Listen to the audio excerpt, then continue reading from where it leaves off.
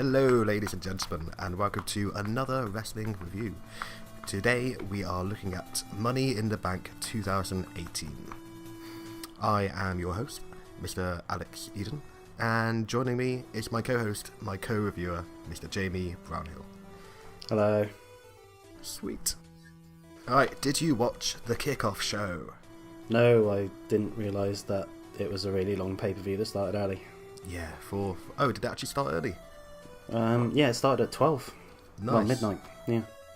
I don't think the pre-show had a sponsor, but Money in the Bank in general did have a sponsor. It was like... oh yeah, it was that game, wasn't it, yeah? Like Ultimate Blend shampoo and conditioner? What? I don't remember that. yeah. Fucking like right at the beginning of the show, they've got their Money in the Bank intro where like it's got that green laser that turns the men's briefcase into the women's, and then it like opens up. Got like shampoo and conditioner in it. Fucking ridiculous, but hilarious. Remember they kept showing like Shaq all the way through the show, like advertising deodorant and shit. Deodorant? Ah. Maybe it's the same company. Like deodorant, shampoo, conditioner. Gold Bond Ultimate. That's it. Yes, and WWE Champions, which is one of those match 3 games. It's actually quite good. Oh yeah, nice. Have you actually given it a try? Yes, I downloaded the free Shinsuke Nakamura character. Ah, sweet. Alright, back to the Golden Blends and WWE Champions pre-show. So, generic shit, you know, we have the panel of experts who aren't experts. You got like the bald guy, I don't know who he is. But the less annoying version of that curly hair guy. Oh man, that curly head guy, his segment at WrestleMania. Oh yeah. And he was like, action is on the way. And then the camera stays on him for like 2 whole minutes. So awful. So bad. Yeah. Yeah, this guy's wearing like a Samoa Joe t-shirt, so fair play to him. Good stuff. But yeah, generic bullshit. We just get the pre-match promos, which like we got to see in the show before every match anyway. But I guess like their kickoff is advertising Money in the Bank, so it makes sense. Yeah, it goes out on Facebook and YouTube and stuff, doesn't it? Sure. I did not know that. We do get an interview with Kevin Owens though, who like talks about how Braun is a big monster and these work together. He's carrying a bin bag. Oh yeah, I saw that bit, I think. Yeah, and he suggested that the bin bag is full of pancakes. And he also has 2 big bottles of syrup. But we'll see him later on the main show, because then he has a segment with the New Day. So that might be what you remember. Yeah, that's it, yeah. Yeah. It's implied that the bag contains pancakes. Yeah. Did you know the WWE Network is free for new subscribers? Yeah. Yeah. They very much try to sell that a lot. We get a fan, like it's pretty quiet, and you got the announce table, which nobody's come out yet. So like the fans are just waiting, and there's this fan that just starts going, CM Punk, CM Punk, and like Booker like turns towards him, looks really annoyed, pissed off. Fair play to him. And then Booker says like something about CM Punk getting his ass kicked, but doesn't mention him by name. Yeah. I thought he said CM Punk, but like I was. Yeah, he said like that boy got his ass kicked. Yeah. He kind of got his ass kicked, I guess. He had to go. Yeah, he had to go. Got to respect him for that. Yeah. We also get an interview with Daniel Bryan. Booker T is like, Happy Father's Day, and Daniel Bryan is like, thanks, Happy Father's Day to, you know, the rest of the fathers out there in the world. And that's about it. Oh yeah, he does say he's going to tap Cass out. Fair play. We then get an interview with Seth Rollins, who is pretending to play Elias's broken guitar. Oh yeah. Seth says that Elias is pretty good, but that he is not on his level, which is true. Yeah. Joe appears at the table, and he says some shit, but we can't hear him at all because the crowd is going really loud. Is it standard Joe promo where he speaks quiet and then loud? I don't know. I couldn't hear any of it. KO interrupts, and he's like, Joe, we should work together, and we're both smart and good. And Joe is like, yeah, we are both smart. Since you're smart, you should leave before I whoop your ass. And Owens leaves. Then we get the tag match. I did note if Sanity was going to debut like at this show, then this tag match would be on the main show. So since it's on the kickoff, they're probably not going to debut. And they didn't. It was pretty much a squash match, but it wasn't a bad squash match. It was fairly alright. Like a bit of back and forth. They tease hitting the Magic Killer, but they don't get it. And then the Bludgeon Bros get the Killer Bomb, or whatever they called it. Oh yeah. It's like the same finisher as the Killer Elite Squad from New Japan. Just call it Hammer Time. Oh god. Yeah, No? maybe. Or Hammer Fool. Yeah.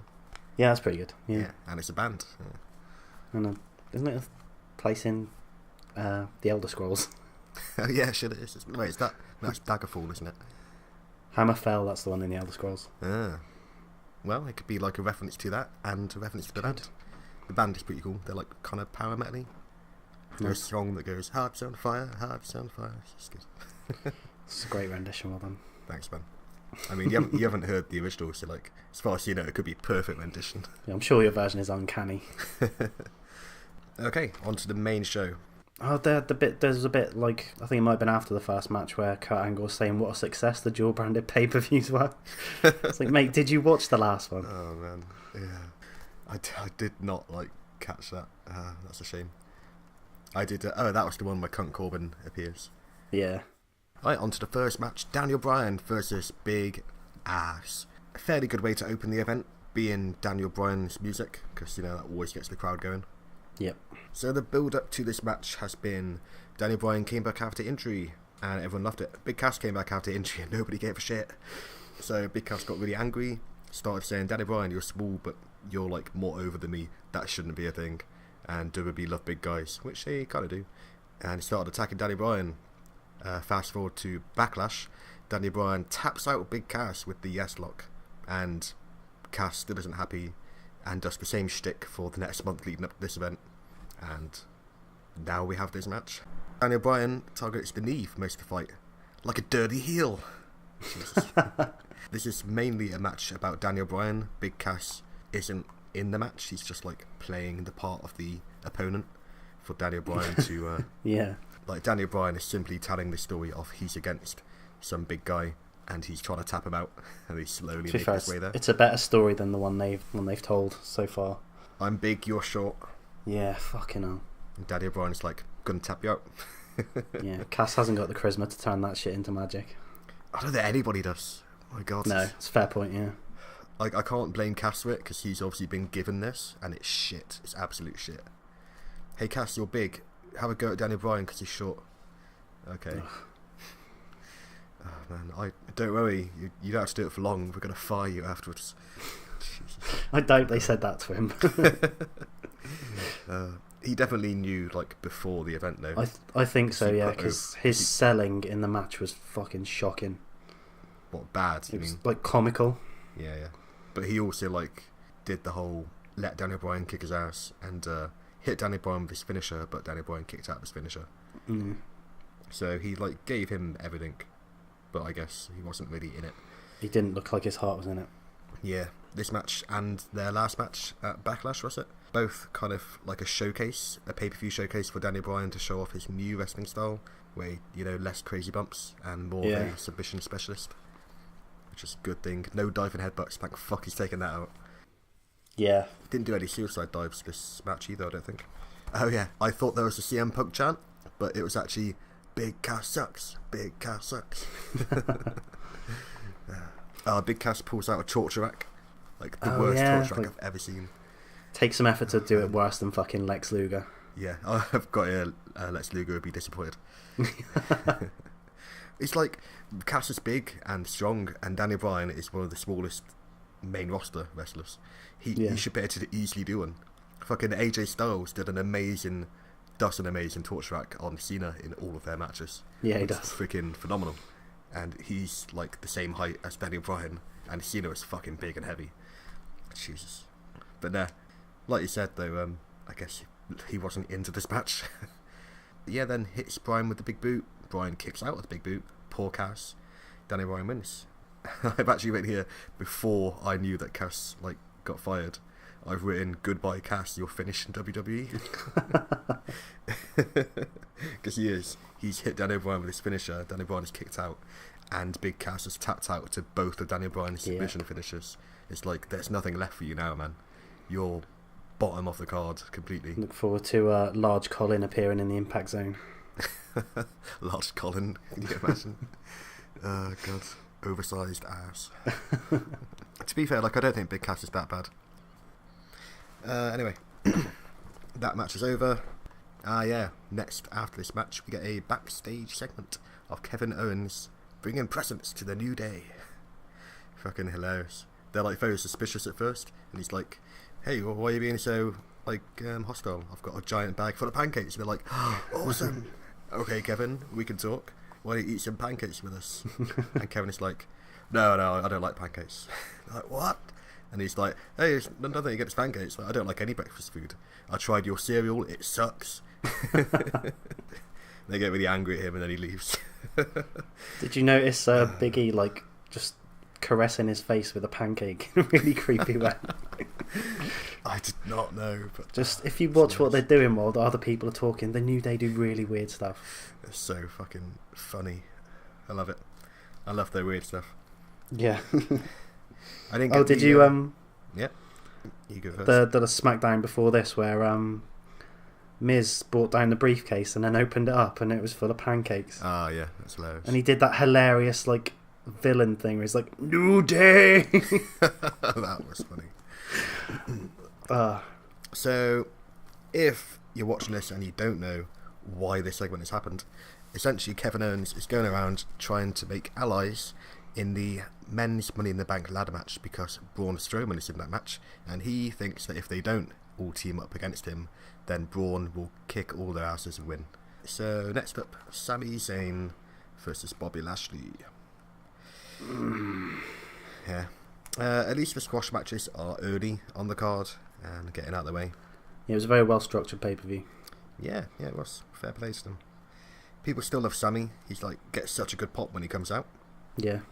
Which is kind of makes me think he's not a good heel, but at the same time, his heel gimmick keeps him in the picture, doing matches and stuff. Yeah. Keeps the company doing something with him. I think when he came out, you could kind of see on Sami's face that he's not into doing this at all. He didn't he fall over on the ramp and he's just like, yeah, fuck it, I'm just gonna carry on.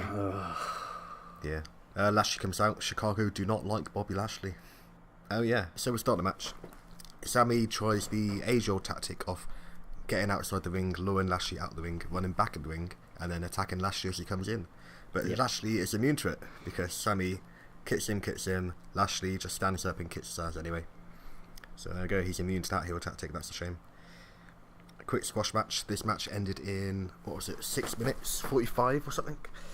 Let's have a look. Yeah, it's got 6:35. This match was shorter than the pre-show tag team match.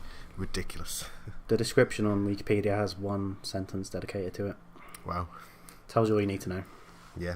Lashley hits the vertical suplex, which should be an illegal move because it's giving superstars vertigo, and that's not healthy. It's not safe. It's also shit. It is shit. It's a really shit finisher. It's just a fucking suplex. Suplex is a transition move. Yeah. What was his TNA finisher? Spear. Oh yeah, I guess you can't use the spear because fucking everyone uses it. Yeah, which is a terrible shame. He does a good spear as well. So this was a quick squash match. Glad it wasn't long, to be fair. Would have been awful if this match was long. Yeah. At least Sami came off looking like a smart heel. He never tries to test his odds against Lashley. He's always trying to one-up him with intelligence. Trying to just blindside him, stuff like that. But yeah, shit match really. They can both move on to better things, hopefully. Maybe he gets vertigo so bad that he comes back as El Generico or some shit. That would be gold. Alright, next we have Elias. Yes. He's in the ring, he's doing his guitar shtick, he's getting cheered because he's awesome. He's wearing a scarf and a kimono. What a great guy. The fucking Chicago crowd, he was like, didn't he call them scum? And they were like, they just agreed. They were like, we are scum, we are scum. Yeah, he calls them scumbags, and they go, we are scumbags. Yeah. Good crowd. At least they didn't chant, we are awesome. Because if they did chant, well, they're awesome for chanting, we are scumbags. If they chanted, we are awesome, they would actually be scumbags. So, yeah. Hate that we are awesome chant, it's like, no, you're not, fuck off, mate. So yeah, Elias is pretty damn over. But he still gets booed when he mentions that he's going to take the title from Seth. So Seth is still more over than Elias. Yeah. Seth comes out to good ovation. So, why is this match happening? Well, Seth Rollins won the Intercontinental Championship at WrestleMania from The Miz. and in a triple threat match against The Miz and Finn Balor. And since then, he has gone on about being a fighting champion, unlike Brock Lesnar, who is the world champion for Raw, but never fucking turns up. So he has been doing open challenges. Elias... Oh, he interrupted Elias, that was it. And Elias didn't like that, so he attacked him with a guitar. Seth didn't like that, so he broke his guitar. And we have this match. We get a kind of like slow and smooth build in this match. It's kind of slow for Seth Rollins match. But it's okay. Because it built. Yeah, this starts slow, didn't it? Yeah. It did, yeah. Seth kind of dominates for this match until he does the really annoying, misses a springboard and nothing, and tweaks his knee again for the fucking like 300th time in his life. He shouldn't have a knee anymore. If he hurts that knee in every match, he shouldn't be able to use it, you know. He should be in a fucking wheelchair. Jesus. I don't like it, Seth. You gotta once a move or spot stops getting a reaction from the crowd, there's no need to use it anymore, you know? Yeah, but that injury, like the knee injury angle was like over 18 months ago, wasn't it, or something stupid? Yeah, it was. Yeah, just like stop selling it. Oh yeah, burn it down. We get some burn it down chants of this crowd. That's good. Yeah. Do you remember when you told me how like apparently he had to choose between burn it down and like 2 other suggestions? Oh yeah. Kingslayer. Yeah, aren't we fucking... Ooh, Kingslayer. Aren't we glad that you chose burn it down Yeah. instead of ooh, Kingslayer? God damn. He does eventually get beaten down after tweaking his knee. Fucking bullshit. Elias hits him with a high knee. And almost Indeed. gets 3, which is pretty cool. Need to stop doing the knee shtick, yeah. The crowd are numb to it. And like you said, he doesn't change his in-ring style, but it hurts his knee, so... Fucking stupid, Seth. Stupid idiot. Yeah. Stupid babyface. Yeah. Elias goes to the top rope, and Cole says, Elias doesn't normally go to the top rope. Elias' finisher used to be a fucking dive and elbow, mate. Yeah. He is well used to the top rope, you douchebag, Michael Cole. So fucking stupid. You're the stupid idiot, Cole. If you're watching this, and I'm sure you are a great fan of ours, Cole. Yeah. You're a fucking idiot. Rollins pulls out the Falcon Arrow, which is still a great spot and still gets a massive reaction from the crowd. Indeed. And he started using this spot, I think, in his feud against Cena, like SummerSlam Not Champions. I think that's when he first started using it. 2015. Yeah, good times. Yeah, it's a cool move, the Falcon Arrow. Yes, very good. So then he goes for another suicide dive. Damn it, Dino. But Elias like catches him and throws him into the wall and beats the shit out of him. That bit was great. That little sequence. Oh, that was great. So smoothly and done. I thought some of the camera work in this show was really good. Like it. Yeah. It was like running around following Elias. He was doing the moves. It looked fucking great. It did. Yeah. Again, this pay-per-view very well put together. Yeah. Hits the diving elbow, but Rollins kicks out. Oh man. At that point, like if Elias had won, I would have been like, holy shit, and probably would have been happy with it. Fair play. Like that spot made him look awesome. But Seth ends up winning with a roll up. But he grabbed the tights. What? Yeah. Is he going heel? Probably not. No, he's still a bit of a tweener, isn't he? Yeah. Did you notice his outfit, by the way, in this match? He was wearing that gold outfit that he wore at WrestleMania at one point or something. Yeah, it's the one he wore the WrestleMania when he cashed in his Money in the Bank contract. Yes, I thought I recognised it. Yeah. So, Money in the Bank, he's referencing his Money in the Bank moment. Yeah.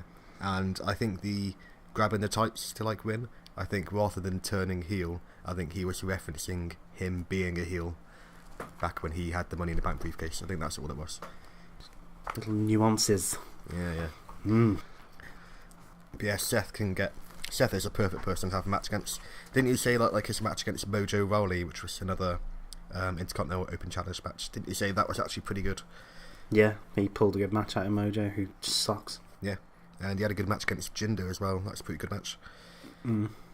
He's becoming like Cena and like Styles, in that he's one of those wrestlers who can have a good, and like CM Punk, he can have a good match with anybody. Fair play. Yep.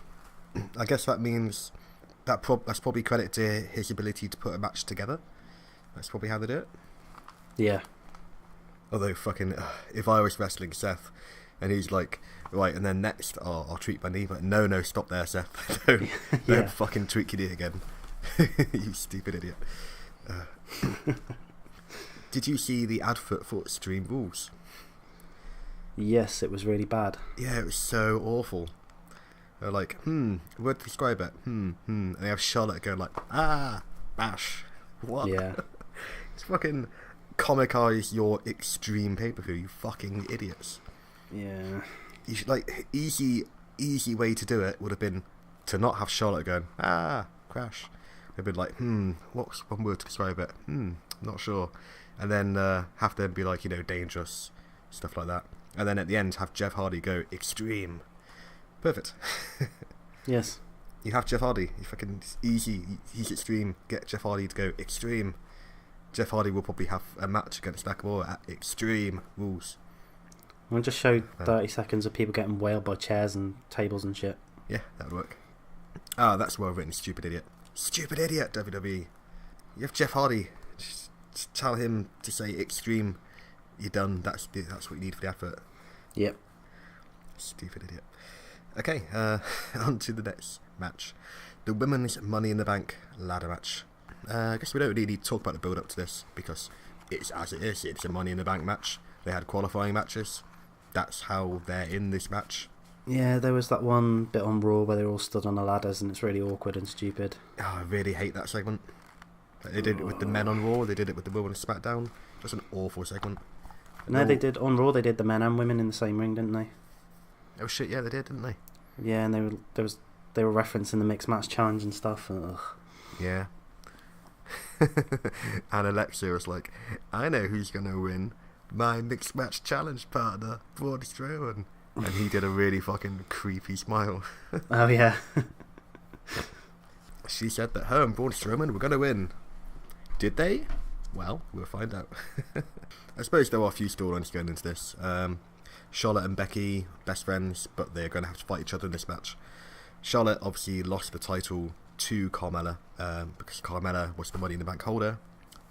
Charlotte wants to get that briefcase so she can go get her title back and not have to worry about anybody having the Money in the Bank briefcase to then cash in on her again.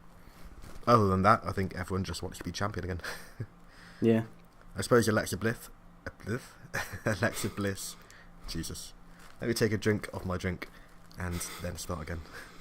Alexa Bliss. Right, I suppose Alexa Bliss, since she lost the title to Nia, and she knows she can't beat Nia fairly, she wants the title, she wants the briefcase, so she can get back her title in an unfair way. So that kind of makes sense as well. So you've literally got the two ex-champions. Charlotte wants to eliminate like any kind of foul play to get her title back so that people can't cash in against her, whereas Alexa is literally doing it so she can get a title through foul play. Yeah, a bit of mirrory there. Mirrory? Is that a word? Nope. A bit of mirror there. Yeah, there we go. Bit of mirror, yep. So Sasha gets a kind of meh ovation. Like, yeah, we'll cheer for you a little bit, but I don't really care about you anymore. Becky gets fucking awesome ovation. Crowd love her. Like you were saying last time in the in our predictions video, fucking like she is lovable, isn't she? Yeah, I love Becky. Yeah, fucking hell. Naomi also gets pretty good pop, fairly. She's been like accepted as, you're not a shit funkadactyl anymore. You're pretty good. Yeah. Fuck those can kicks though. Those can kicks are terrible and kayfabe breaking because there's no impact in the can kicks. No. Oh, I've actually got here Bliss gets the biggest pop, so I think she does get a bigger cheer than Becky, just slightly though. But then later on in the match, which we'll get to, Becky gets like a bigger cheer. Oh yeah, she's wearing a very cool coat. I like it. Looks awesome. She now looks cool and hot. So yeah. Charlotte gets an okay pop. She's not that over at the moment. Yeah. I think she's still over, but like people don't really want to see her with the briefcase. No, I think there's a small set of women who've just been rammed down our throats that people have kind of stopped caring about. Yeah. Like Charlotte, Sasha. Yeah. And yeah. Like I still like Charlotte though, and I'm still happy if she's going to be pushed as the like the main woman come next WrestleMania. Her versus Ronda. Yeah. Be good. I don't know if they're gonna have Charlotte win the Rumble and then go over to Raw to face Ronda if Ronda's the champion by then, or like the other way around, or Charlotte moves to Raw, like regardless, wins the title, becomes heel, Ronda then wins the Rumble. Could do, yeah. Oh, do you reckon they're planting the seeds for it at Survivor Series if they do another champion versus champion match? Oh, they could do, yeah. Yeah. Well, maybe they'll both be champion. They'll have a match. Maybe Charlotte wins by cheating. Yeah. Or maybe Charlotte cheats, becomes heel, injures Ronda, or like slightly injures her, and then Ronda loses her Raw Championship to like Bliss in a rematch for her title because of the injury. So then Ronda takes the title off, comes back at the Royal Rumble, wins the Royal Rumble, goes after Charlotte. Yeah. Man, if only it was booked, then you could do something like that. Yeah. Jesus. Ember misses like a jumping senton to Becky. Looks fucking awful, but Becky sells it anyway. Yeah, good Becky. Bad Ember. I would love Ember Moon to win. She's awesome. Yes, she is. And like, it would be great to not see her come to the ring, just like hear the crowd chant for some reason, and then just to see that freaking diving stunner come out of nowhere. That would be awesome. Yeah. But she won't. She's too new, so that's a shame. Maybe she'll win next year. They'll probably see how the crowd get on with her over next year, and then see what they're gonna do. She does do an amazing second rope rebound splash to Sasha onto the ladder. Oh yeah, that was sick, wasn't it? Yeah, looked awesome. Lana looks really good. Her ring attire, much better than her old one, which looked really stupid. Yeah, she did that. She did that cool X Factor onto the ladder as well, didn't she? Oh yeah, that was cool. We get like a Becky Charlotte face off. Yep. The crowd immediately just start chanting for Becky. No Charlotte chance. We get a nice. Oh yeah, Becky and Charlotte fight over the ladder, and I think Lana comes in, and Naomi comes in, and Naomi springboards off the ladder they're holding, to then dive at Lana.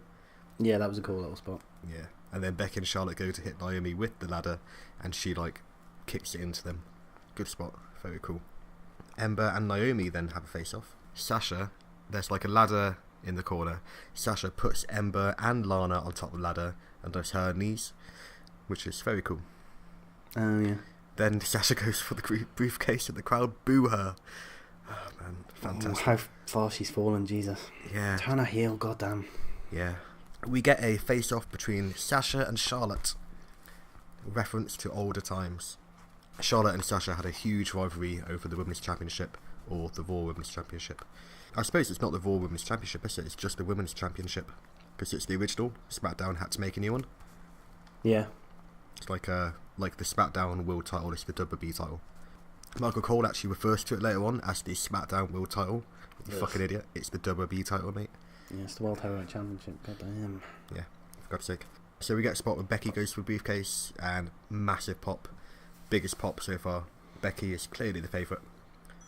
Bliss gets a close second to best pop, and she goes for it. So, yeah, fair. Charlotte powerbombs Ember into a ladder. Looks nice.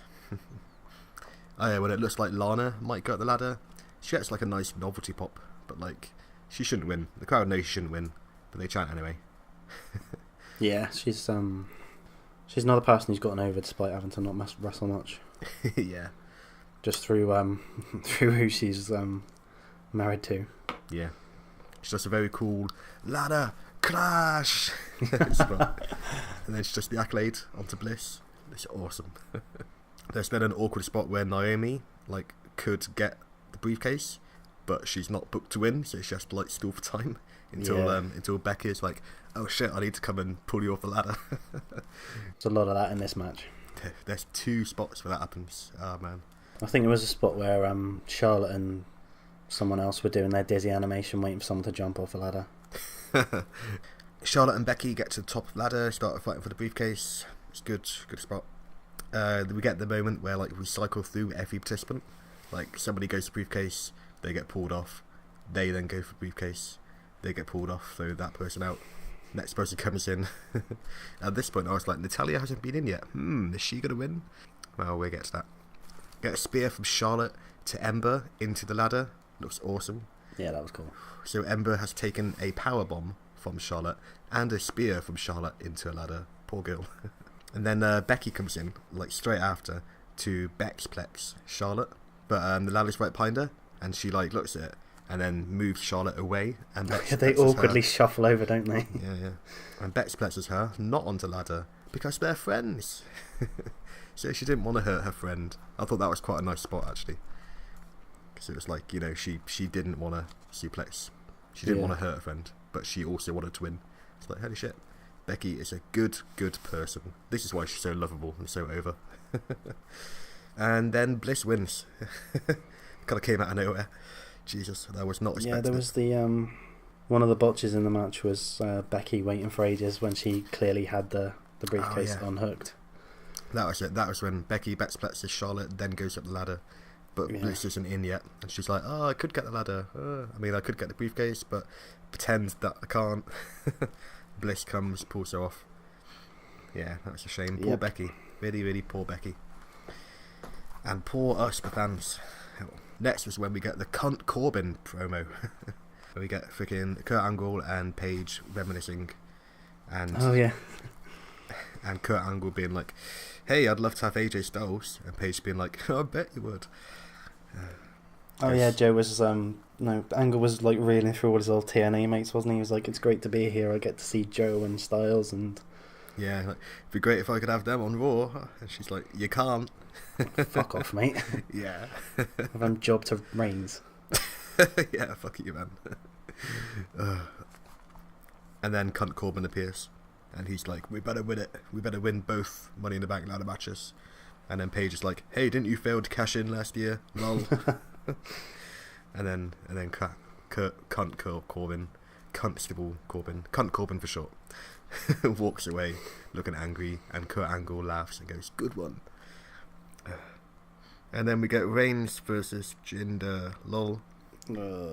I started misspelling Reigns' name. I did like REINGNS, and then I was like, I can't be asked to correct it. Yeah. And then I've carried on writing it as that from then on. Oh man, this match. Yeah, it was exactly what we thought it would be. Except I was hoping it would be a squash match and be really short. In reality, it lasted 15 minutes 44 seconds. Jesus. Yeah, should have been 15 minutes 44 seconds shorter. Yeah. We did get the only good thing about this match was Jinder wheeling down Samir Singh. That was pretty funny. Which turned out to be a ruse because later on in the match, Samir got out of the wheelchair and pushed Reigns into the turnbuckle. Yeah, that was a great spot, but like no one gave a shit. Yeah, like the fans weren't paying attention. I wasn't paying attention. I went to the toilet, even though I wasn't watching it live. I didn't bother to pause it. I made some food and played on my phone. Nice. Remember, okay, so last year, Superstar Shake-Up after WrestleMania. So we have Raw and SmackDown when the Superstar Shake-Up is happening. On the Raw, Jinder loses a match to Sami Zayn. Sami Jobber Zayn. Then next night on SmackDown, Jinder goes to SmackDown. Jinder becomes WWE champion. Jinder moves back to Raw. Jinder becomes a jobber again. Yeah. Oh man. Poor Jinder, but yeah, he's allowed to win the SmackDown, the WWE Championship because it's on the less important show. Yeah, but on Raw he's a jobber. Like, what the fuck? Yeah. I mean, I can't. It's weird because I actually like blame SmackDown more for it than Raw because I really don't like Jinder. I'm like, yeah, he should be a jobber. He shouldn't be WWE champion. He can be a solid mid-carder, but yeah, he could he's not. Be good to feud for the Intercontinental Championship. Yeah, he's not a world champion though. No, any. Definitely not. Never has been. Maybe he will be. He's never been world championship material. Ah, yeah. Oh man. Oh yeah. As soon as I came back from my piss, the crowd were going boring. So we get a Johnny Wrestling chant. I've written here, I really hope Sanity debut now. Even though this is a match with Raw superstars on it. Yeah. But like, come on, Sanity. We get what I thought was a Let's Go Cena CM Punk chant, but I think it was Let's Go Cena sucks. Yeah. There was a separate CM Punk chant.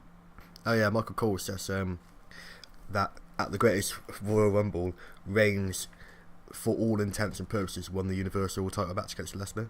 And I was thinking, yeah, sure, unless your intent or purpose was to win the Universal title. For God's sake, Cole, you're so fucking stupid. Oh, man. There's a reason fans hate Cole. He's shit. He is. He probably gets fed stupid shit to say, though, I imagine. Oh, yeah, Jinder hits a knee. Yeah. So one of the most exciting parts of the match, was it? Yeah. You also spot Jinder hits a knee. Oh, spot on Reigns says Reginigs here. Reginigs. Reigns. Yeah. So, rather than doing two N's, two G's in this misspelling. It's a great spot where Reigns hits a kick. And then Mahal also hits a kick. It's good stuff. There were some near falls, allegedly. There was a run-in by Vacant. And I'm going to include a screenshot of the ramp. Just like nobody there. You don't get this Vacant joke, do you? I do, I just didn't know what you were referring to because I didn't watch the match. Oh, right. Like, the run-in by Vacant is because there wasn't a run-in. So, was there just a shot of the ramp or something? No, there just wasn't anything. But I was just trying to write shit to make this match more entertaining. Okay. So, like, this is what I was writing during the match. It's just like, you kicked him. Oh, that's good. Run-in by Vacant. I really hope they shot the ramp at some point, so I can just include that and be like, Vacant, and then like circle where Vacant is. Oh, man. Oh shit, I forgot to do the build up to this match. Let's get through the match first. Well, we have now. The match ends, nobody wins. Well, Reigns wins, which means nobody wins. Yay. Indeed. The fans definitely don't win. Reigns doesn't win because he doesn't. Sure. What else would he win with? Oh, man. This just shouldn't have had this match at all. Shouldn't have had the feud. It's a waste of time. Yeah. Instead of that bait and switch they did on Raw, they should have had this match on Raw. Yeah. God damn it. Yeah, and they should have had Roman Reigns versus Smil Singh on on this event. Should have just not had Reigns on the pay-per-view. Yeah. If you're not in a big marquee feud, which this certainly wasn't, then you're not on the pay-per-view. Reigns might be on to better things, who knows. Jinder is, because he's not going to be feuding with Reigns anymore, so that's an upgrade. Are we going to recap Raw and SmackDown? Yeah, but should we do that after? Yeah, I was going to say we can touch on where they might be going afterwards, can't we? Back in time. You know? Yes. Okay. I was expecting a laugh, but okay. No, sorry. I'll edit in a laugh. Yeah, you can use that one. Jesus Christ. Yeah. I better not, but I'll include that segment. So the intent is there. The match ends, nobody wins, especially not us, the fans. Not Reigns, not Jinder. Fucking pointless waste of time. The build up to this match was Jinder's on Raw now. Jinder's a heel. People don't like him. People don't like Reigns, so WWE thought, well, maybe they hate Jinder more, so put them together and people cheer Reigns. No, we don't hate Jinder more. He's like, Jinder isn't actually that bad. He's just he's not a world title holder. That's kind of put us off him. This feud has stemmed from them both being entitled, hasn't it? Like Reigns thinks he owed another title shot because he wanted to be in Money in the Bank. Yeah, makes sense. And Angle didn't book Jinder for it, so Jinder cost Reigns the spot, and then they feuded from that. There you go, that's the build up, yeah. Yeah. The most entertaining thing from this feud has been Smil Singh. Yeah. And he's not great. Get Samir back and get him in the cruiserweight division. Oh God. They're essentially Indian J&J security, aren't they? Yeah, pretty much. Oh man. So Seth was much better than Jinder, and J&J were much better than the Singh brothers. Yeah. Oh man. Okay, that's the end of that. I actually talked more than I wanted to talk. There was a Johnny Wrestling chant. Good old Johnny Wrestling. Yeah. There was all kinds of chants. We want beach balls. Yeah. Yeah, this match sucks. You both suck. Yeah. Oh man. This is awful. Yeah, it was awful. Yeah, just Allegedly. you know what? no one was interested. Anyway, let's move on. Yep, the next match is Asuka versus Carmella. Why is Asuka facing Carmella for the SmackDown Women's Championship, you ask? Well, let me take you aside and tell you, my friend. Asuka faced Charlotte at WrestleMania for the Women's Championship because Asuka won the Royal Rumble because she was undefeated, and she was even undefeated up until WrestleMania. But then Charlotte beat her. Oh no, she is not undefeated anymore, she is now just defeated, according to Carmella, who cashed in her Money in the Bank briefcase on Charlotte after Charlotte got beaten the crap out of by the Iconics, who were making their debut on SmackDown. Charlotte then retained her championship in a rematch at Backlash, the worst pay-per-view ever. She didn't even really cheat, but she did win by roll-up, so Charlotte didn't look too weak, but we now have to deal with Charlotte's title reign more. Carmella was like, hey, there's a women's Money in the Bank match, that means I don't have to defend my title, right? Paige was like, nope, you're going to defend your title against Asuka. And Carmella was like, ah. And then Carmella was like, well, I've beaten Charlotte twice, which means I'm twice as good as Asuka. That's maths. No, it's not. Don't know what that is, but you could argue it means you're better than Asuka, but it doesn't mean you're twice as good as her. That would imply that Charlotte is slightly less than twice as good as Asuka, but you're better than Charlotte, so you're just, yeah, fuck's sake, Carmella. It was decent heel stuff. Yeah, it was, but intelligent she is not. Yeah. But yeah, that's the build-up. Asuka being badass, being like, I don't know, she said some stuff in Jenglish. She was like, I will beat you, and stuff like that. And she's very good at body language. That's mainly how she gets the crowd into her. Yeah. That sounds dodgy. There we go. Let's go to the match. It was okay. Asuka hits a nice German suplex. Also note here that I am always happy when Asuka is in the ring. Yeah, she makes me happy. Oh shit, that's the only line I've really written about the action in the match. Yeah, it wasn't great, was it? No, it wasn't. That's the only good thing. Asuka hits a German suplex, that's about it. Actually, there are a few cool spots, but I think the fact that Carmella is like the other person kind of put me off it. Like, Asuka goes for her backhand like thing, and Carmella like dodges two of them. It looks really cool, but I didn't like it because it's Carmella and she's like yeah, she's really annoying voice. There was a great bit where she kept going for a pin and screaming at the ref every time Asuka kicked out. Yeah, good damn. She does annoying very well. I think the problem with Carmella is though I couldn't name one of her signature moves. What's her finisher like? That submission. Is it a super kick? Oh, I guess that's her pin submission, and then she has her pin finisher. Then she has her cool like submission leg neck hold. Leg neck hold, yeah. You know the one? The famous leg neck hold, yeah. You know the one that she... Luthez invented it. She had the cool spot against Charlotte in their match at Backlash where she reversed like a pin into it. Looked pretty cool. Okay. Like, it's a cool finisher, but yeah, I guess like we don't know her signatures because before she cashed in on Charlotte, she really wasn't featured in singles matches like ever. Mm. Or she certainly hasn't won any. So like, how are we supposed to know what her finishers are? And super kick, for fuck's sake, man. Damn it, D'Lo. Everyone uses a fucking super kick.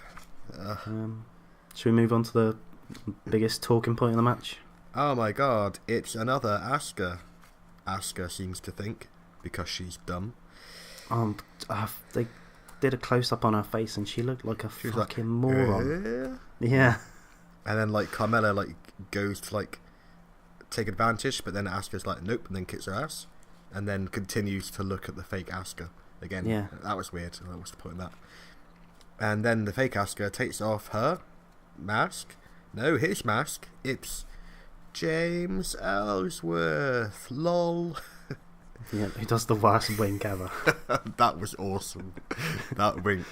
Brilliant. It's like someone said, okay, and then you've got to wink at Asuka, and he's like, oh shit, how do I wink? Oh man. And just like, you just close one eye towards person, and he's like, cool. Brilliant. I hope that's his new gimmick. That really you got it, fam. weird wink. Because he does it again on SmackDown. Yeah, he does. Yeah, man. So fucking funny. This got a huge pop as well, didn't it? Yeah. Really weird, like, because Ellsworth, obviously, when Ellsworth first came into WWE, the crowd really got behind him. That's a joke, you know, that's like a gimmick. Yeah. He was a gimmick storyline. He was never actually going to win the title, but he was entertaining, so like we liked that. And then they pushed it as far as they could until we hated him, and like that was also a good thing, you know. And now he's now he's literally gone away for ages, come back, and people are happy that he's back again. Apparently, he's quite entertaining on the Indies. Yeah, fair play. Have you seen he's got a he made a belt called the Intergender Championship, and he defends it. Oh yeah, against the women and stuff. He's doing the Andy Kaufman gimmick. That's pretty fucking hilarious. Alright, this match ended in 11:10, so it wasn't very long. Yeah, massively short because it wasn't great. No, and it was going to have a bullshit end. I guess that's probably also why they kept it short. I was expecting a bullshit end. Yeah. Also, it was the worst kept secret ever because, like... everyone fucking knew about it, yeah. Yeah, Ellsworth was going to wrestle for some Chinese promotion. Oh, yeah. But then they tweeted out, oh no, he's not on the show anymore. He's doing a thing with WWE, so immediately everyone was like, oh. Fucking hell. He's obviously going to be at Money in the Bank. Yeah. Fuck's sake. China. She's dead, man. You can't blame her. God damn it. China with the eye. China. Yes. Should we? Are we done with this match? Yep, we're done. Yeah. Also, it's Blowsworth is back. That's cool, I guess. Carmalsworth? Yeah? That's the one, yeah. Yeah. On to the greatest match of all time, or the fifth in a series of the greatest match of all time. Hey, do you guys want to see AJ versus Nakamura? Well, you can for the next 5 months. Yeah. But we're going to start with a fairly good match at WrestleMania, but not satisfying, to a better match, but with a bullshit end, to a better match, but with a bullshit end, to a good match, to this match. Is that 5? Yeah, it's been a journey. It has. Jesus Christ. Oh, man. No Omega versus Okada, this is. Like Kenny Omega versus Okada, they have their match at Wrestle Kingdom, that's amazing. Okada retains.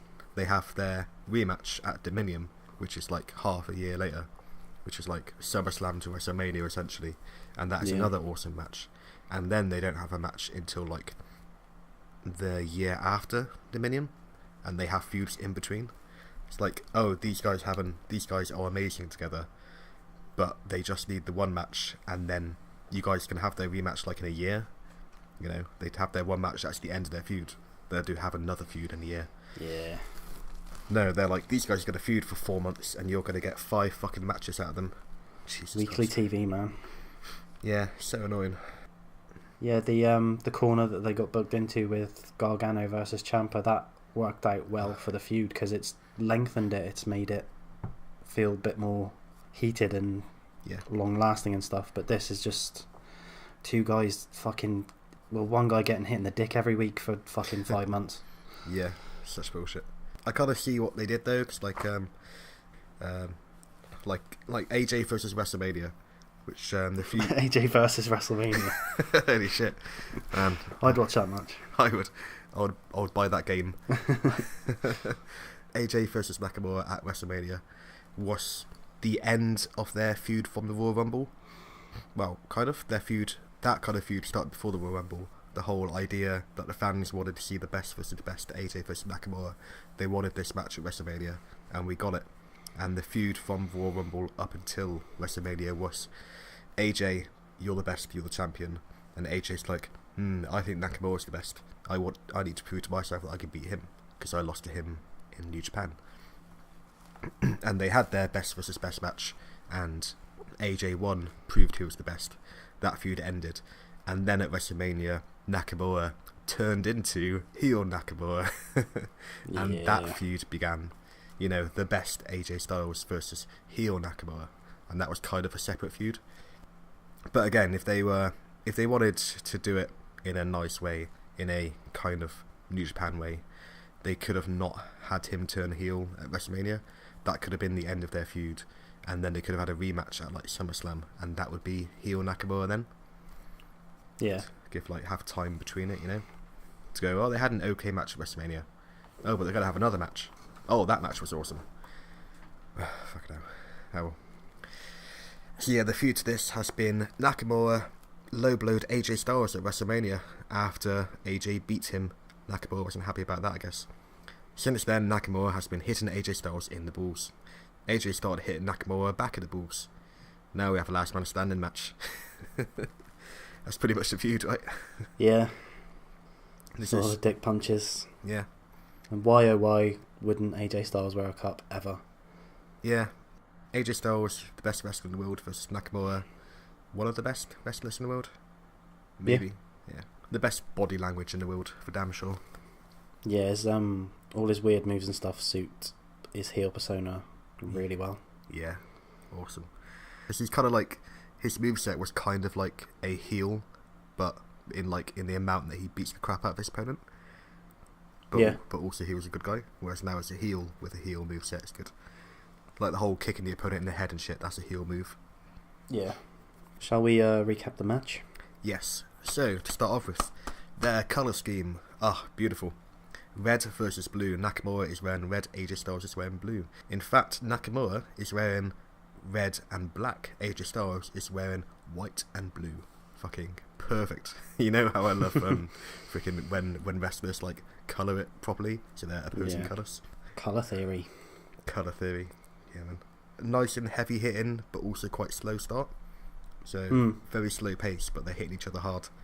It's very interesting. It's like it's a really good way to lengthen out a match, because they're walking around not really doing much, but the crowd is still into it, because like it's not boring walking around. The crowd are patiently like waiting for the next spot.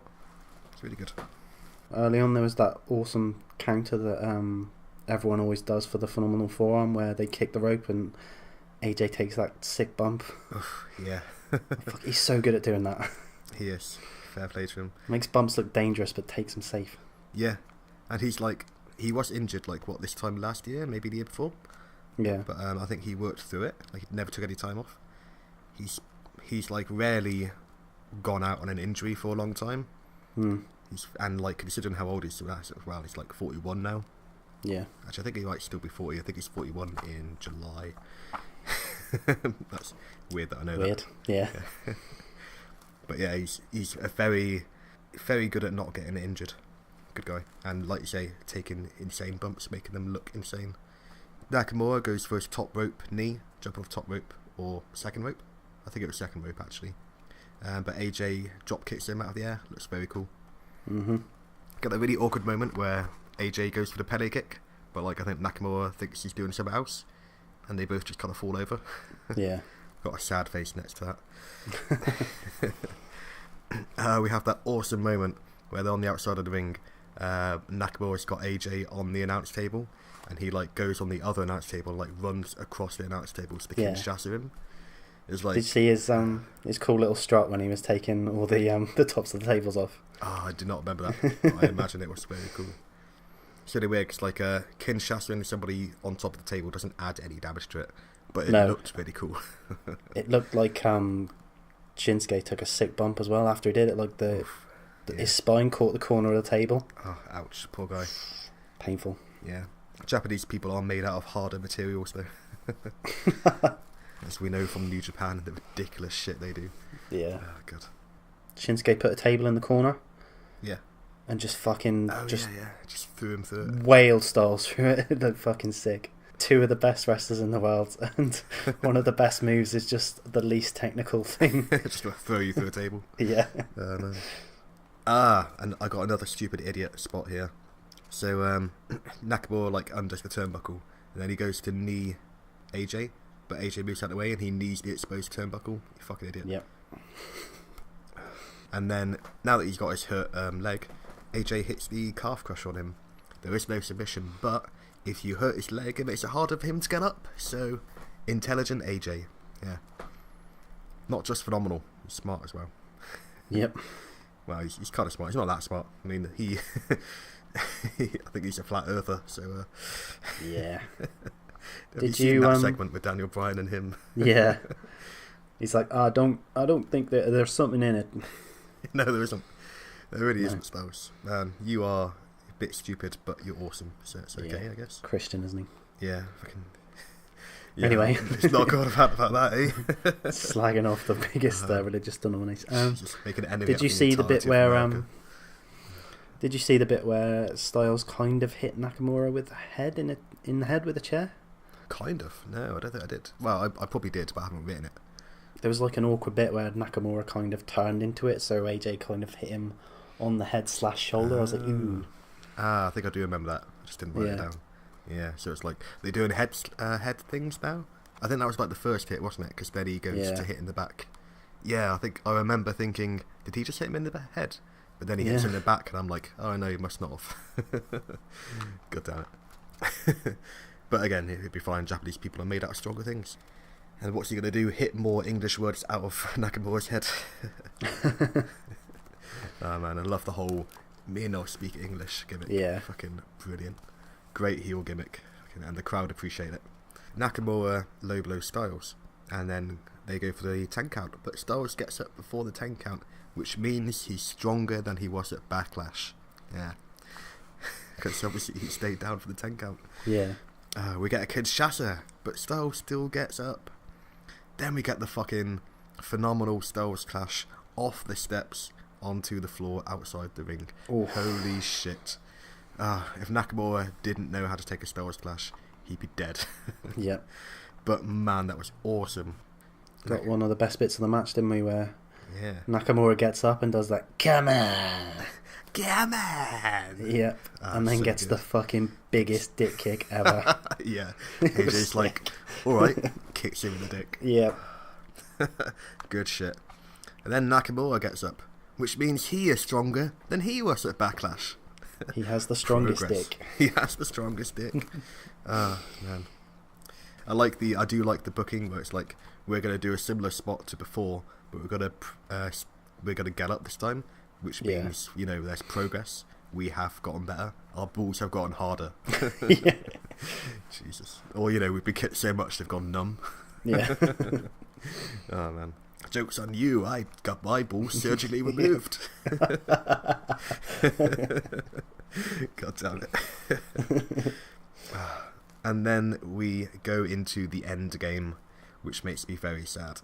So Nakamura still gets up. AJ goes into the ring and hits a phenomenal forearm outside of the ring into Nakamura, and they go through a table. It looks fucking beautiful. Yes, it looks phenomenal. It is awesome, and I'm like, guys, please get up. Don't have another double count out. Instead, AJ gets up, but Nakamura doesn't. Sad face. AJ retains the WWE Championship in 31 minutes and 15. A damn long match, but an awesome, awesome ride. Yeah. Yeah, this was a great match, to be fair. It's weird, though. It was slow, but it had a slow pace to it, but it was still awesome. It was just like, we're going to slowly build up to our cool spots, and then, just slowly go from each one to each one.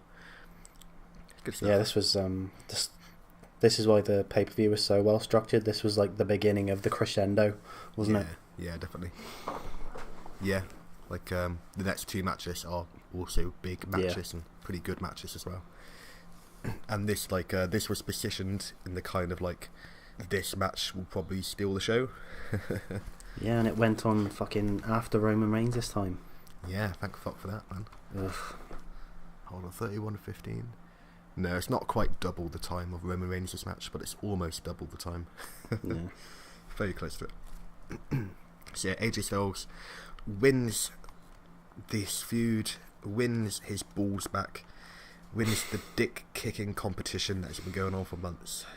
Even though I wanted Nakamura to win, if AJ is retaining, then I'm hoping he retains for ages now, doesn't lose it to anybody else. Maybe he could actually now beat Punk's record, which I'm saying it now, Lesnar hasn't beat Punk's record, because Lesnar is holding the Universal title, which is not the WWE title. No. Punk is the longest reigning WWE champion in the last, like, however many years. Yeah, Lesnar's the longest reigning champion, but not for a title that... It's a young title, so who cares? Yeah. On to Ronda Rousey, the pay-per-view this time. Ronda Rousey is facing Nia Jax for the Raw Women's Championship, or just the Women's Championship, since it was never... They never made a Raw Women's Championship. Raw took the Women's Championship. The build to this was quite simply Ronda won her first match in WWE, which was a tag match with Kurt Angle versus Stephanie and Triple H, the Authority, where she showed that, damn, she's pretty damn good, and she looks great in wrestling gear. She's just like a badass. And after a very rocky kind of go, after not being able to deliver promos very well, and us not being sure if she's ever going to be good in the ring, but like we hope she will. Nia Jax randomly challenged her to a title match, even though Nia Jax is the champion. So, that fucking awful red carpet thing. Yeah. So Nia Jax was a good guy. She beat Alexa Bliss, who was a bully. That was an okay storyline. And she's like, I'm a good guy, so hey Ronda, you want a shot at my title? Which is stupid. Like, yep. Hey, most dangerous woman on the planet. Do you want a shot at my title? Why the fuck would you do that? Like, can you imagine somebody being like, hey Brock, do you want a title shot? Nah, mate, don't offer these people title shots. They'll kick your fucking ass. Jesus. Baby faces are stupid. Yeah. But then she'd turn heel during this build-up.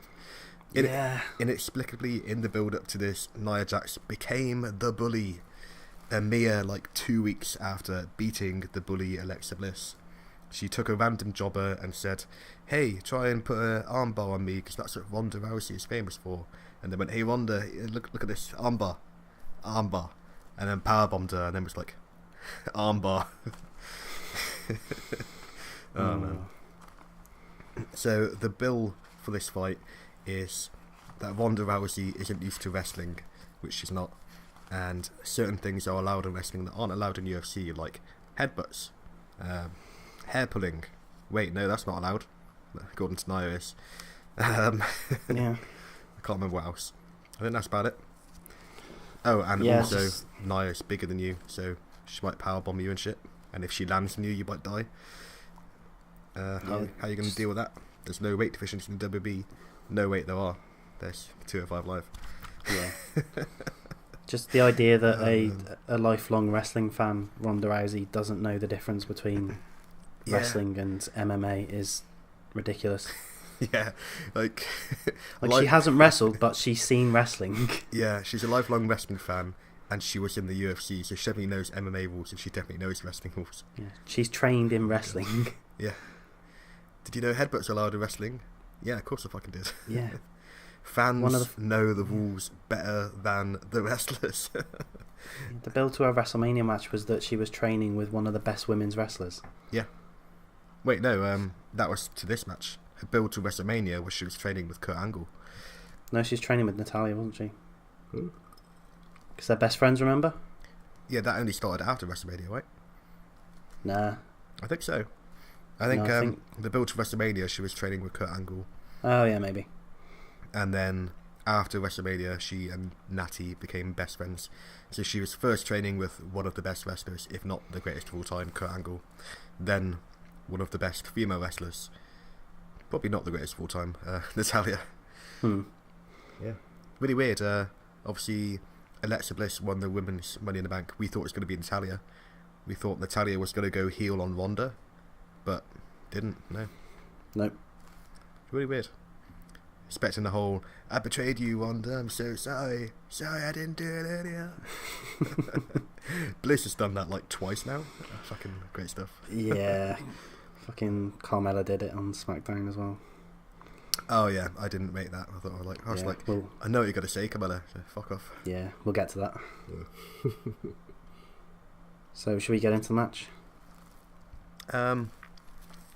This was any more build? Nope, that is the build. Cool, let's go. Nia turned heel in the space of 2 weeks. Fucking hell. Ronda is still massively over. Her music hits, and goddamn, the crowd love it. Good start. The story of this match, Ronda is trying to submit Nia, trying to get her into the armbar. Nia gets out of it, but Ronda is throughout the match trying to wear her down, using stuff like the Kimura temporarily to wear down her arm to get her ready for the armbar. She kick her in the arm? She probably does. Yeah. The other side of the story of this match is Nia using moves that are allowed in wrestling that aren't allowed in MMA. Like she headbutts Ronda. Ronda wasn't expecting it because it's not allowed in MMA. Nia uses her size advantage. Nia dominates because she's big. It's good. It's a good story. Yeah. She also like grabs the hair, which isn't allowed in wrestling. it's a 5 count. No. It's just like it's like chokeholds, shit like that. You're not allowed to do it. Oh my god. Nia, do you know the difference between MMA rules and wrestling rules? Fuck's sake. One of the biggest things I noticed in this match, Ronda is not fidgeting her ring gear around anymore. Thank fuck, man. Because that really was noticeable in the WrestleMania match. She doesn't do it. She looks natural. She's just looks like a good she was wrestler. a lot more confident, wasn't she? Yeah. Her selling as well was so good. Yeah, it's good. It's like she knows the facial expressions for pain. Oh man, if she can channel, her actual feeling pain into like fake feeling pain, then she'll be great at selling. She does a springboard. No, she doesn't. She does a top rope. Does a big crossbody, yeah. Yeah, crossbody. Okay. Like the crowd were like, yeah. I was like, yeah, just crossbody.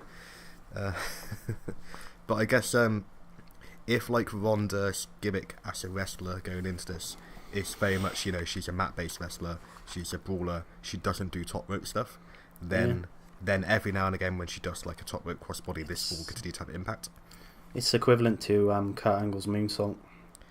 Oh mate, she should do the moonsault. She should learn the moonsault. That'd be great. She could learn Kurt Angle's moonsault, which is my favourite moonsault ever. It's the best, isn't it? Just ridiculous height. Yeah, that arc, beautiful. And like, because he doesn't put his arms back, does he?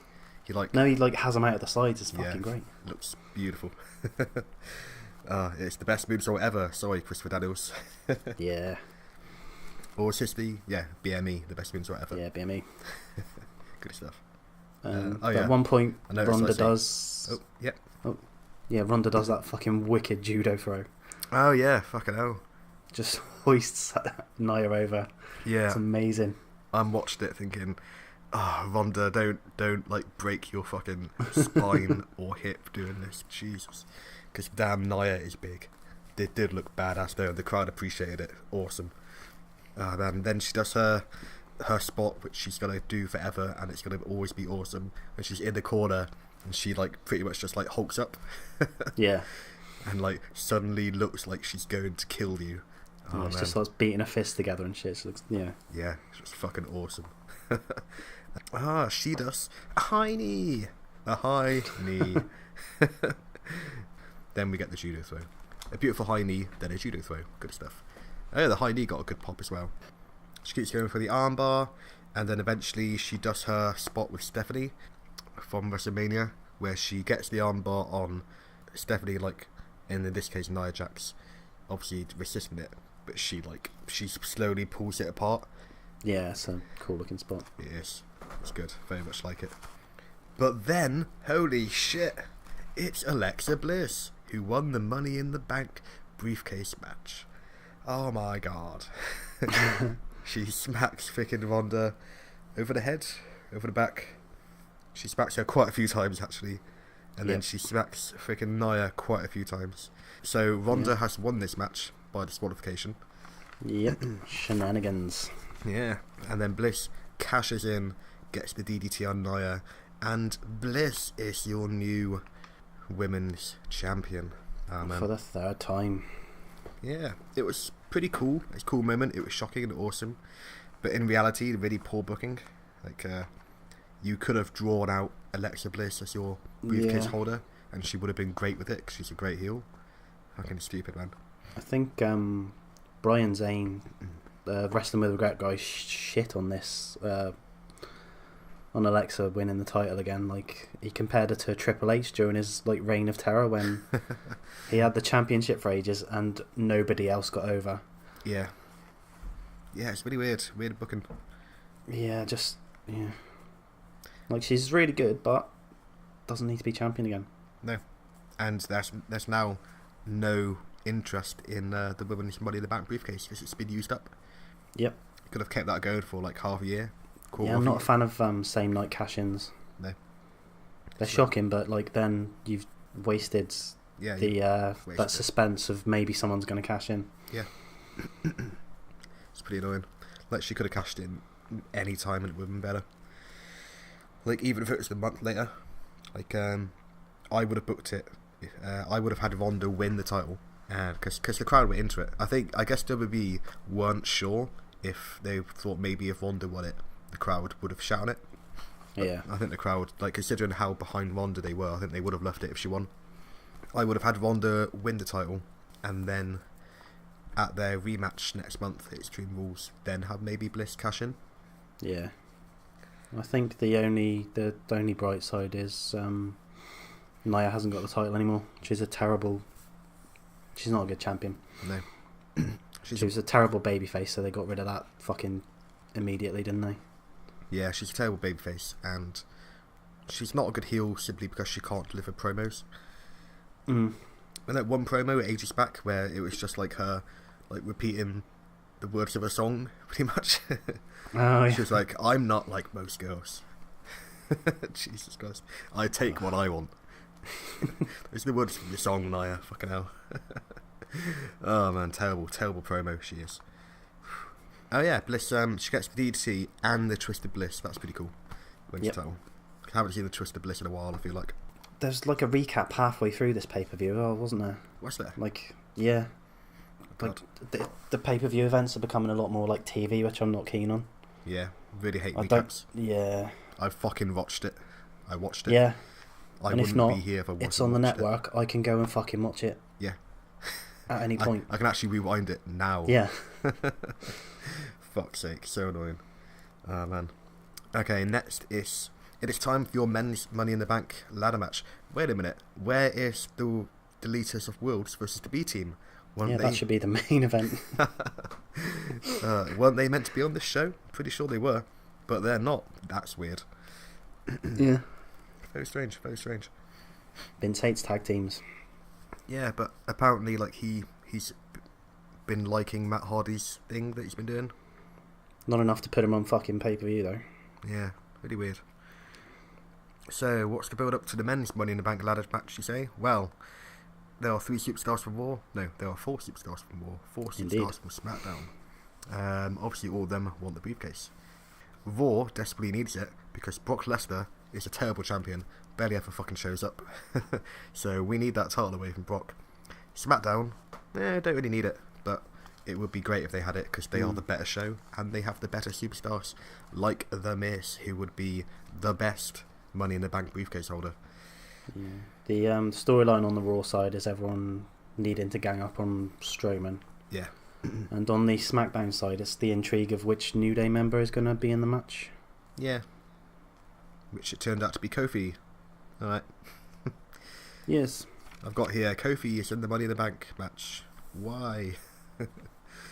But then he did some cool spots, so that's then he shows why, yeah. Like, I was thinking it's going to be Big E because Big E is set for a big push.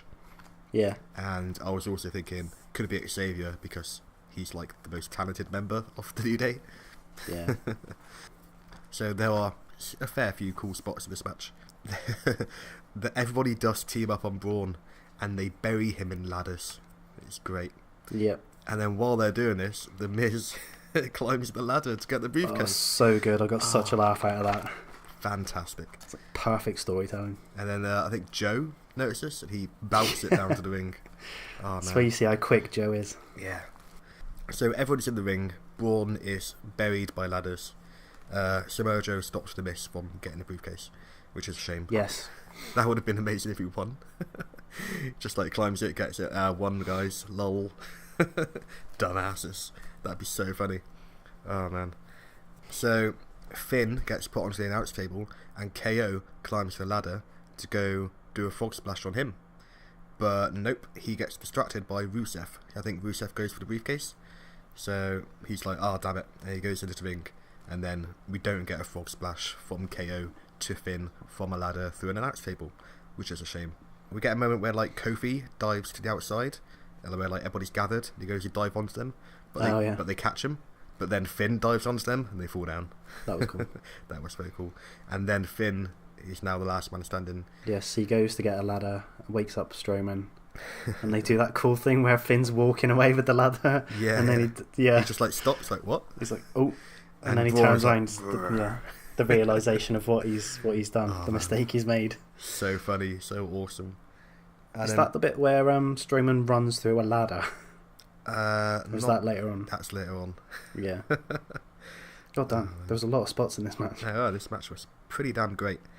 It's another match that must have been pretty planned, but it's so good. Oh hell yeah! I think this probably came off less awkward than the women's match because there was less so almost gets the briefcase spots. There wasn't so much about that. It's more about we're going to do some really cool spots. Yeah, it was the storyline of trying to put Strowman out of action, wasn't it? Yeah, but ended up just putting Strowman over. Yep.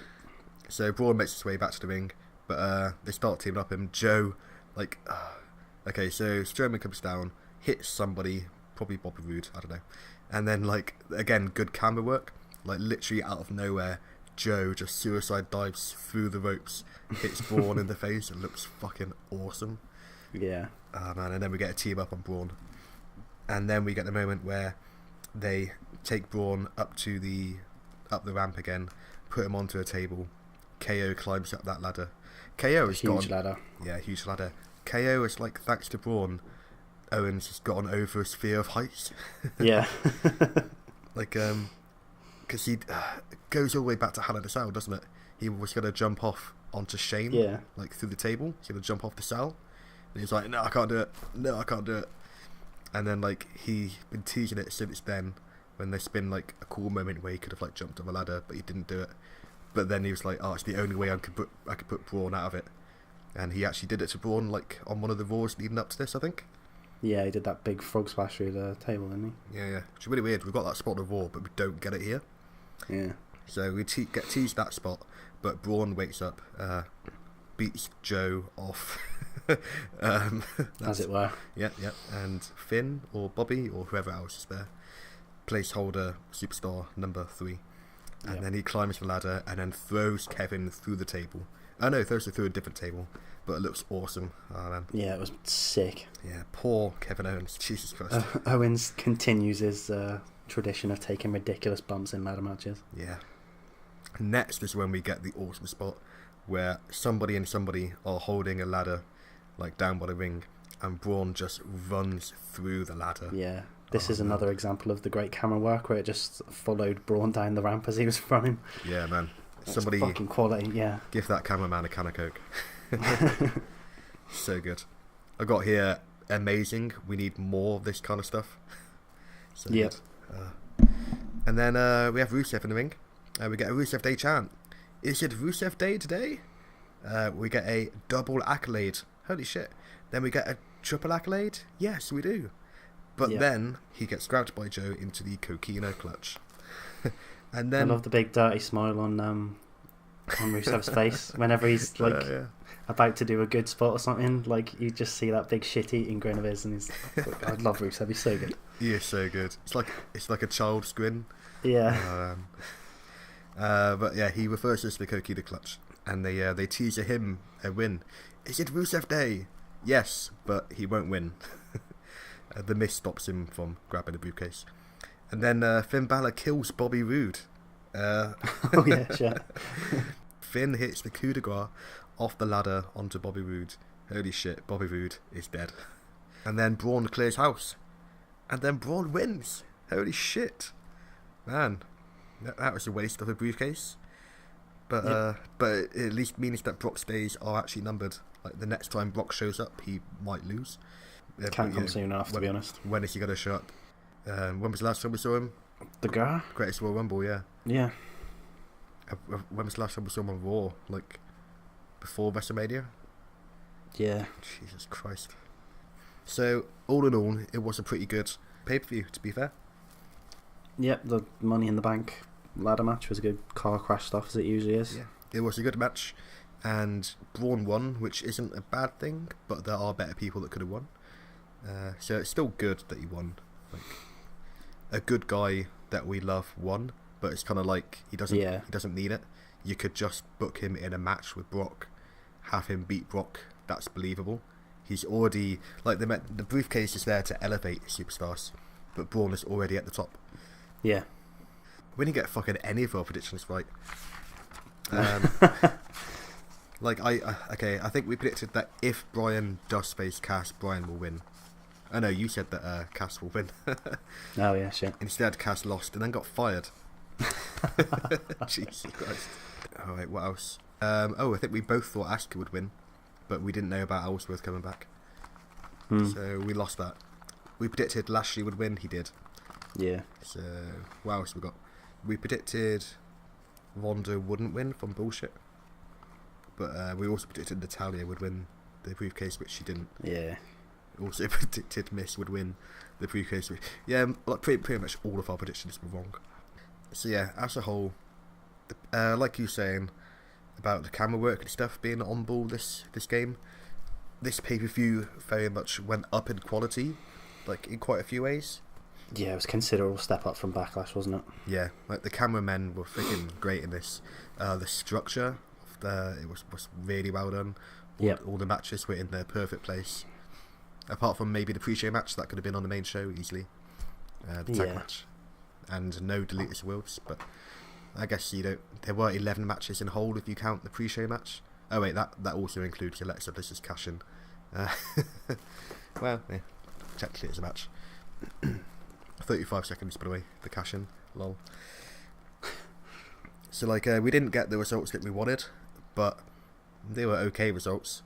And the matches were really decent in quality, most of them anyway. Yeah, I think it got a lot of storylines out of the way, didn't it?